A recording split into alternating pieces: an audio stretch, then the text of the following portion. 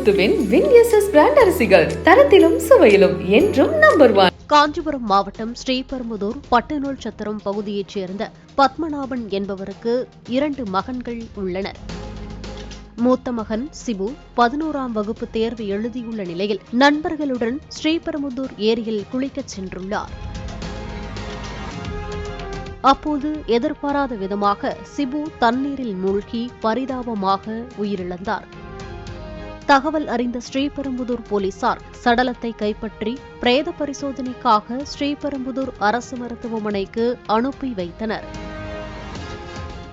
பிரேத பரிசோதனை செய்வதற்கு முன்பாக சிபுவின் தந்தை பத்மநாபன் தனது மகனின் கண்களை தனியார் கண் வங்கிக்கு தானமளிக்க முன்வந்தார்.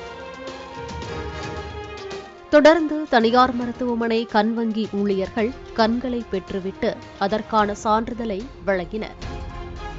மகனை இழந்த துக்கத்திலும் தந்தை கண்தானம் செய்த சம்பவம் நெகிழ்ச்சியை ஏற்படுத்தியுள்ளது. வின்எஸ்எஸ் பிராண்ட் அரிசிகள் தரத்திலும் சுவையிலும் என்றும் நம்பர் 1.